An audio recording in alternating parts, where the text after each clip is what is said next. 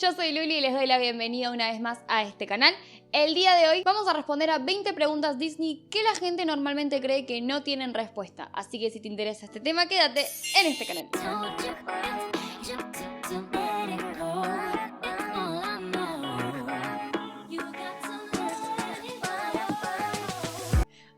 Bienvenidos a todos una vez más, ¿cómo andan? Si es la primera vez que pasan por el canal, la primera vez que me ven, qué gustazo conocerlos. Si este video les gusta, les divierte, los hace pasar un buen rato, me gustaría invitarlos a que se suscriban y activen la campanita de notificaciones para que a partir de ahora no se pierdan absolutamente nada. También me encantaría que me ayuden con un me gusta si cuando termine este video les gustaría ver una parte 2, o en realidad sería una parte 3, porque ya tenemos uno similar en el canal.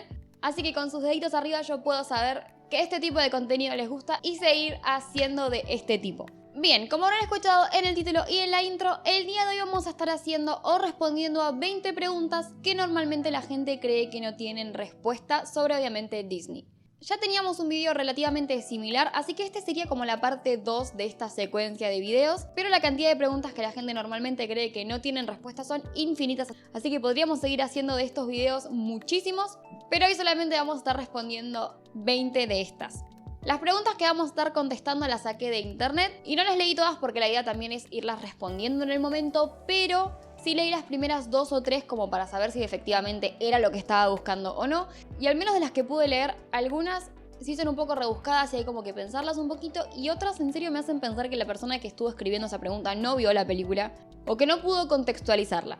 Pero sí me gustaría invitarlos antes de empezar que a medida que vayamos respondiendo las preguntas me dejen en los comentarios si ustedes efectivamente también tenían esta duda o esta pregunta con respecto a las películas Disney. También me gustaría aclarar que algunas preguntas puede ser que las haga por deducción, algunas puede ser que tengan las respuestas efectivamente y también puede ser obviamente que me equivoque porque si bien soy fanática absoluta de las películas Disney, todos nos podemos equivocar, así que si algo creen que dije mal o no les convenció mi respuesta, también me lo pueden estar dejando en comentarios. Y ahora sí, sin tanta intro, vamos a empezar. La primera pregunta es con respecto a Toy Story y dice, ¿por qué algunos juguetes saben hablar y otros no? Respecto a esta pregunta creo como que no viene al caso, es decir, hay juguetes que hablan y hay juguetes que no por una única cuestión de que había juguetes que a los productores o a los creadores les servía que hablaran y otros la verdad que eran completamente irrelevantes. Entonces simplemente no hablan y era más fácil ponerles un quick. Eso creo que es la parte lógica. Si le queremos meter dentro del universo de Toy Story, podríamos decir que también hay juguetes que de repente representan niños o juguetes que no tienen boca o lo que sea, entonces no necesitan hablar porque no se pueden expresar. Sería algo así como la lógica de Cars, ¿por qué los tractores no hablan y los autos sí? Simplemente es como si fueran diferentes especies dentro de ese universo.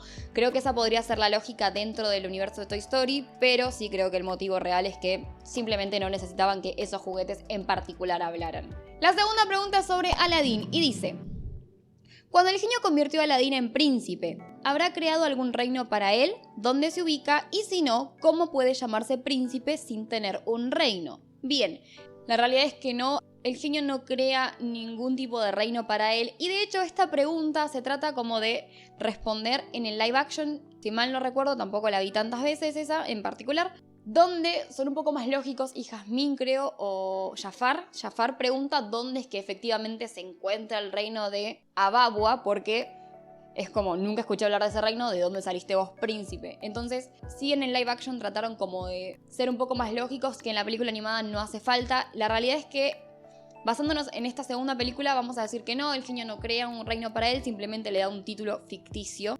Y así podríamos decir como la reina de Inglaterra puede convertirte en lord o en lo que sea, digamos que el genio puede convertirte en príncipe sin tener tu base en ningún lado. Me parece una pregunta demasiado rebuscada que claramente todos nos hemos planteado, pero como que no viene al caso. Tampoco sabemos dónde está el reino de Hank, de Frozen y nadie se lo pregunta. Fuera. La tercera pregunta es de Monsters Inc. ¿Qué habrán pensado los padres de Boo cuando ella desapareció? Hasta esta pregunta fue la que llegué a leer. La realidad es que estuve tratando como de hilar esta pregunta, saber cuánto tiempo fue que Boo pasó efectivamente fuera de su casa. Y si bien sí vemos cuando Boo se queda en la planta es de noche, porque de hecho Mike está en Harryhausen cenando, ellos duermen, es decir, Boo se queda durmiendo en la casa de Mike y Sully y luego van al día a la planta y ya en ese día se resuelve todo. Entonces, Tenemos dos lógicas donde podríamos llegar a pensar que, por ejemplo, si la nena se acostaba muy temprano y se levantaba relativamente tarde, todo eso pasó durante la noche que ella estaba durmiendo, porque de hecho la vuelven a acostar en su cama. Así que lo que en realidad debería ser es que eso pasa durante toda una noche de humano. Y también podríamos llegar a creer que el tiempo de monstruo transcurre de otra manera, ya que nos están planteando un universo diferente. Esto podría decir que quizás una noche de humano, que puede llegar a durar 12 horas, sea en realidad 24 horas en el reino de los monstruos o en el universo de los monstruos, porque obviamente se entiende que los padres de Boo no la están buscando. De hecho, Sully la acuesta como si no pasara nada y la habitación está exactamente tal cual como la habían dejado cuando empezó la aventura. La siguiente pregunta, obviamente que ya perdí la cuenta, es de Up y dice: ¿y los padres de Russell? Entiendo la pregunta, la pregunta sería ¿dónde están o qué pasa mientras él no está? La verdad es que esta pregunta no tiene explicación. Lo que sí se dice en la película es que son padres, o el papá me parece que nombra, que es como muy ausente, por eso él no va a estar o no va a asistir a la ceremonia de la conmemoración de la última insignia, que es donde efectivamente el señor Fredricksen aparece para darle la medalla. La realidad es que ¿qué están haciendo durante todo el tiempo que Russell se va a las caratatas del paraíso? No lo sabemos. Pese a que se los considere como padres ausentes, no creo que no hayan estado preocupados, pero la realidad es que la película no nos da la respuesta, así que esa sí no tiene respuesta. La Sirenita.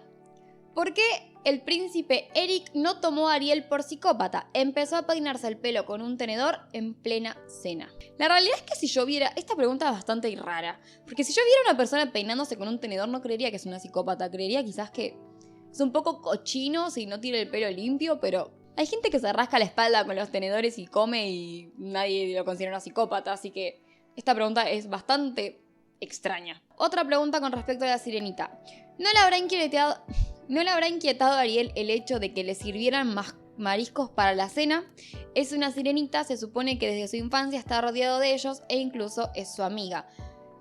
Sí, yo esta pregunta también me la he preguntado un par de veces, como que tiene ahí el cangrejo sofritado en el plato y no dice nada.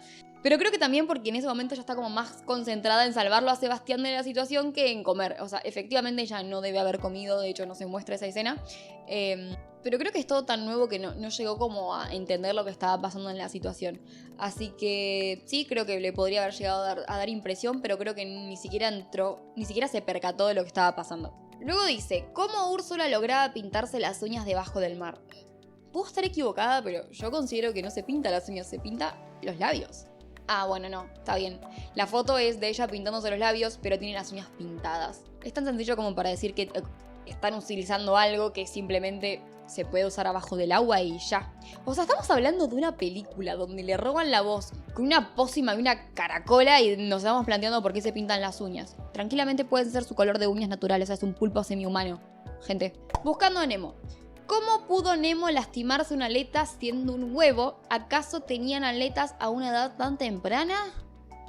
Esta pregunta es ridícula, chicos. Es ridícula. No se lastimó la aleta. El huevo se quiebra, entonces eso hace que el pececito que se está formando adentro nazca con una malformación. Él no tiene una aleta lastimada, él tiene una malformación a causa de que su huevito, no sé cómo es la cascarita o lo que tiene afuera el huevito de pez, supongo que es blandito, no sé. Desconozco. Eso se fisura, entonces eso hace que el pescadito que está formando adentro nazca con una discapacidad o con una malformación. La Bella y la Bestia. ¿Por qué la bestia no usaba un tenedor? Se supone que era humano antes. No se supone, era humano antes, gente. Pero, ¿por qué la bestia no sabía usar un tenedor? No es que no sepa usar un tenedor, lo que pasa es que pasó mucho tiempo desde que él usó tenedor, entonces no es que no lo sepa usar, sino que pierde la costumbre. Hay una frase muy icónica en las Crónicas de Narnia que no viene al caso, pero sí, donde dicen, en la 2, El Príncipe Caspian, donde dice que cuando te tratan como si fueras un animal, en eso te conviertes. Entonces no necesariamente es que él no sepa usarlo, sino que hace tanto tiempo que no lo utiliza, que es algo que queda completamente en desuso y cuando tiene que volver a hacerlo, se le dificulta. Porque de hecho después lo vemos comiendo con tenedor y no pasa nada. El Rey León. ¿Tenía un nombre de verdad Scar? Y sí, ¿cómo se llamaría antes de obtener aquella cicatriz? Bueno, esta pregunta tiene una respuesta, no sé si necesariamente es canon, es decir, es oficial, Pero hace bastante tiempo salió un libro que contaba los inicios de Scar y Mufasa, y la realidad es que sí lo sacó Disney, entonces mucha gente considera como que esta historia es verídica, donde te explican por qué Scar tiene esa cicatriz y por qué se pasa a llamar Scar, pero que su nombre real es Taka. Si buscan la historia, creo que en YouTube está.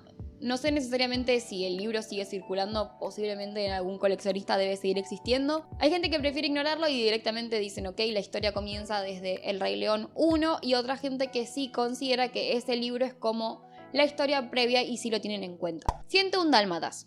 Bueno, dice Dálmatas nada más, ni se gastaron en escribir el título. ¿Eran de la misma edad Cruella y Anita?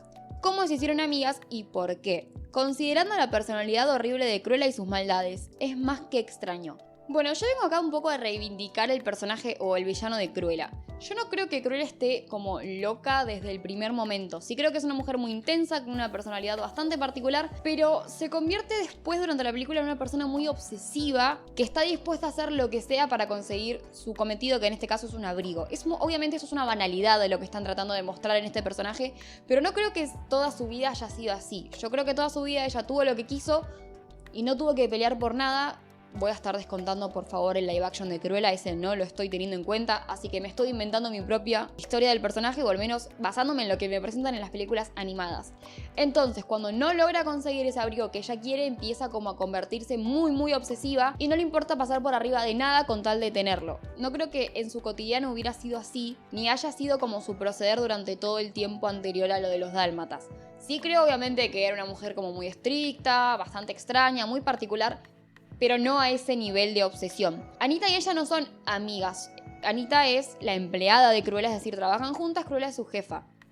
No se llevan mal porque Anita es muy tranquila y Cruella es como muy efusiva, pero solamente tienen una relación laboral en sí, no es que se juntaran a tomar el té. Así que respondiendo a esta pregunta, no son amigas y por eso. Y se llevaban bien porque trabajaban juntas y esa era su única relación. Pocahontas. Creo que esta la respondí en las preguntas anteriores. ¿Cómo pudo Pocahontas hablar con John Smith si antes de su encuentro nunca había visto a un inglés? Esa persona en serio no vio la película, una vez más.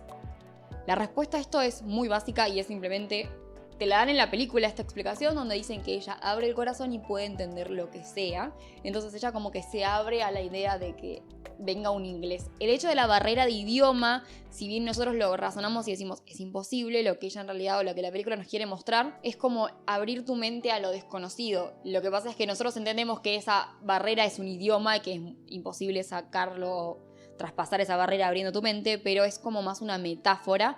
Y la película igual te lo trata de explicar de una manera como muy fantasiosa, pero te da la explicación igual. También hay que entender que al momento de criticar o poner como un parámetro de una película, tenemos que decir, voy a hacerme esta pregunta, pero siempre dentro de los límites que nos va a poner ese universo que nos está generando esa película o ese libro.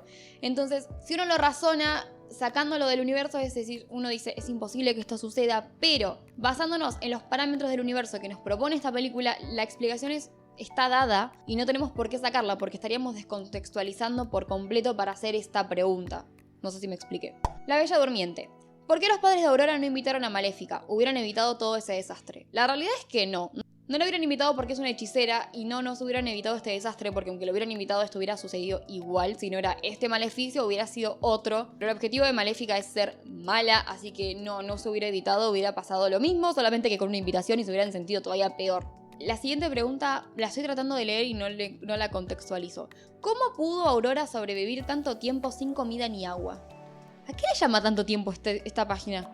Aurora duerme desde el ocaso hasta el amanecer. Con toda la furia duerme 12 horas, 15 horas si era invierno.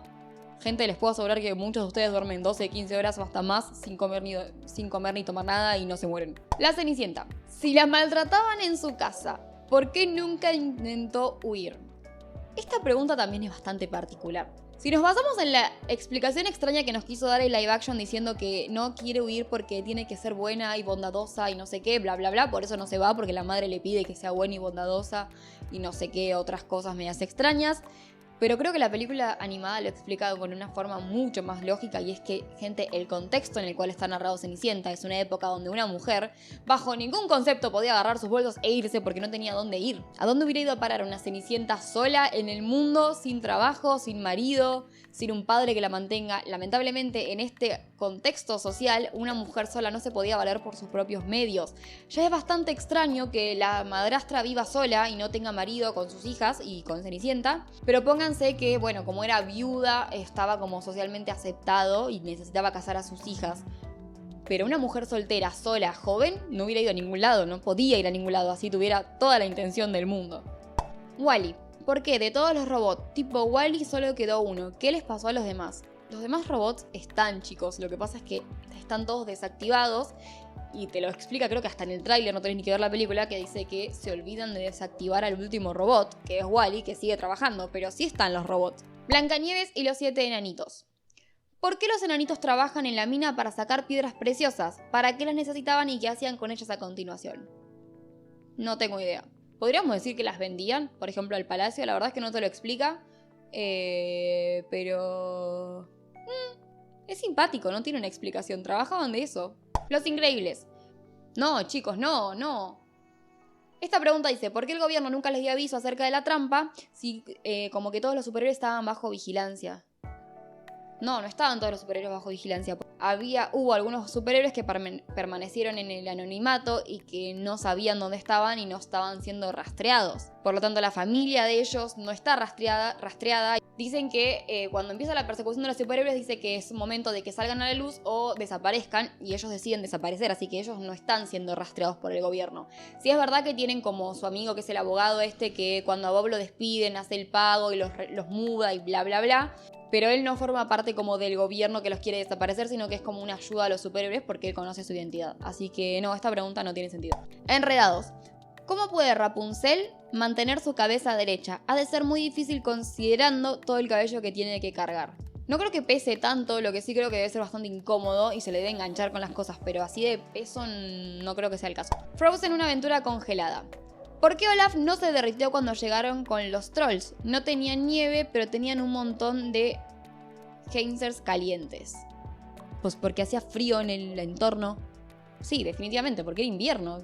Porque, o sea, sí había algo caliente cerca, pero si sigue haciendo menos 25 grados bajo cero porque viven en Noruega, no importa que haya una fogata al lado, no se va a derretir. Bleh. Bueno, y creo que fueron 20 porque no las conté. Así que si conté mal, lo siento, igual les voy a ir poniendo los numeritos. Si a ustedes se les ocurre alguna otra pregunta que creen que no tiene explicación, o si creen que contesté mal alguna, recuerden dejármelo en los comentarios, así también los puedo ir leyendo, porque obviamente su opinión me súper interesa y además es lo que hace súper rica esta comunidad. Y ahora sí llegamos oficialmente al final de este video. Si llegaron hasta acá les agradezco muchísimo por su tiempo y me encantaría que me ayuden con un me gusta y compartiendo. Si no lo hicieron hasta el momento, los invito una vez más a suscribirse y a activar la campanita de notificaciones para que no se pierdan absolutamente nada. De cualquier forma, subimos videos todos los martes y viernes. De acá les mando un beso muchísimo y espero nos veamos muy prontito y bye.